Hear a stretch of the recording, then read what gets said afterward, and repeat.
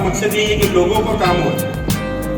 तो संध्या ने काफ़ी कवर किया था मेरी काफ़ी न्यूज़, और संध्या वो न्यूज़ की वजह से मुझे मुंबई रत्न का अवार्ड भी मिला। तो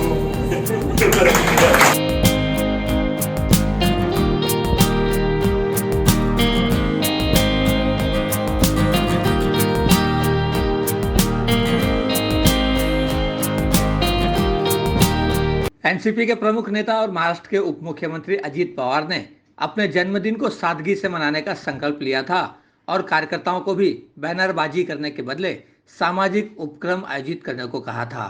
अजित पवार की इसी संकल्पना की राह पर चलते हुए नवी मुंबई एनसीपी अल्पसंख्यक विभाग नेता, मुंबई रत्न से सम्मानित सलीम सारंग और सुल्तान हैदर सहित सभी कार्यकर्ताओं ने जरूरतमंदों को राशन अनाज बांटकर अजित पवार का जन्मदिन मनाया। नेरुलपुरो के सेक्टर 25 में आयोजित इस राशन वितरण को लोगों ने जरूरी बताया।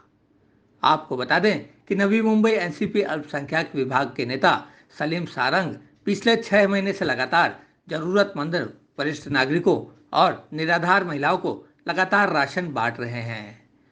उन्होंने अब तक लगभग 8 से 9 हजार लोगों को अनाज राशन का वितरण किया है और यह संख्या रोज बरोज बढ़ती ही जा रही है। आज वितरण करने का इसमें 2 मकसद थे। एक तो कल हमारे लीडर अजीत दादा का बर्थडे था, तो उनका इंस्ट्रक्शन था कि बैनरों में इसमें पैसे वेस्ट ना किया जाए। उसमें वेस्ट होता है वो लोगों के कुछ काम नहीं आता, तो उसकी जगह पे हमने लोगों को अनाज बांटा है। अब अनाज बांटने के इसके लिए ये प्लेटफॉर्म तो माइनॉरिटी का है, लेकिन ये काम जो लोगों को जो भूख लगती है वो उसका माइनॉरिटी से कोई कंसर्न नहीं है, भूखों का कोई मजहब नहीं होता है। तो हमारा मकसद यही था कि हम लोगों के लिए अनाज बांटे और हमारे ऑपोजिशन भी हमारे को देख के इसके दुगना काम करे। तो कहीं ना कहीं ये लोगों को बेनिफिट होनी चाहिए, और लोगों की दुआ से मुझे भारत रत्न मुंबई रत्न का अवार्ड मिला है। ये लोगों की दुआ से कि मैं लोगों के लिए अनाज का बांटने का काम पिछले 5-6 महीने से लगातार कर रहा हूँ। अब मैंने लगभग 8 से 9 हज़ार घरों को राशन बांटा हूँ। लेकिन ये राशन बांटने में मैंने एक चीज़ नोटिस किया कि इसमें हम हमेशा सोचते कि लोअर इनकम ग्रुप वाले लोगों को ही अनाज की ज़रूरत होती है, लेकिन इस बार मैंने देखा हूँ कि मीडियम क्लास के भी कुछ अच्छे पोस्ट पे काम करने वाले लोगों को भी इस लॉकडाउन में काफ़ी मार पड़ी है। वो लोग शर्म के मारे मांग नहीं सक रहे थे अनाज।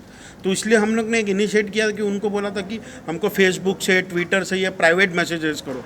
इतने सारे मैसेजेस आए कि ये जो अनाज बांट रहे इससे कई ज़्यादा गुना हम अनाज लोगों को बिना आप लोगों को पब्लिसिटी किए हुए बांट चुके। और दूसरी बात ये है कि ये नॉट ओनली लॉकडाउन के साथ साथ अभी ये बारिश का तूफ़ानी बारिश हुई है, इसकी वजह से काफ़ी लोगों को और भी मार पड़ी है। अभी हम लोग इनिशिएट करेंगे इसके लिए, अभी आने वाले दिन में हमारी बात चालू कि लोगों के लिए जॉब का कुछ करें। तो अभी इस जॉब को रिलेटेड जयंत पाटिल साहब के पास मैंने टीटीसी इंडस्ट्रियल स्टेट के एसोसिएशन, तलोजा इंडस्ट्रियल स्टेट के एसोसिएशन, ये दोनों को हमने जयंत पाटिल साहब के पास लेके गया और इनसे यही डिस्कस किया है कि सर नवी मुंबई में भी हालात ऐसे कि बहुत सारे इंडस्ट्रीज़ है हमारे पास, लेकिन लोकल को जॉब नहीं है। तो लोकल को ऐसा कुछ किया जाए कि लोकल को कुछ कोटा पे जॉब दिया जाए। तो उनके सारे एसोसिएशन से जयंत पाटिल साहब ने बहुत अच्छे से उनको समझाया कि लोकल को जॉब क्रिएट करो। अभी बहुत अच्छा उस पर सोल्यूशन निकलने वाला है लोकल को जॉब को लेकर। नवी मुंबई में लोकल जॉब का जो इश्यूज़ है, तलोजा हो या रायगढ़ हो या अपनी नवी मुंबई वासी हो, अप टू एरोली, यहाँ लोकल का जॉब का भी इश्यूज़ हम लोग सॉल्व करने वाले। ये सिर्फ अनाज बांटने का एक अभी इन्होंने एक प्लेटफॉर्म क्रिएट किया है। आने वाले दिनों में हम काफ़ी ऐसे काम करेंगे। अभी ताकत तो लोगों को काम करने से बढ़ेगी। अभी ये ज़रूरी नहीं है कि ये लीडर चला गया या वो लीडर चला गया। अगर कोई लीडर में वो क्षमता है, अगर मेरे में वो कैपेसिटी है कि मैं लोगों की मदद कर सकूं, अगर मैं किसी 100 में से 2 का भी काम कर जाऊं तो मेरे लिए बहुत बड़ी बात है। उनकी दुआ से अगर मैं कुछ बढ़ पाऊँ, मेरा तो मकसद यही है कि लोगों की दुआ से मैं बनूँ। तो जनरली अभी हम ये नहीं देख रहे राष्ट्रवादी है या कोई और अदर पार्टी है। मकसद हमारा ये है कि लोगों की मदद पहुंचनी चाहिए किसी भी फॉर्म में। संध्या श्रीवास्तव, ग्लोबल चक्र न्यूज़, नवी मुंबई।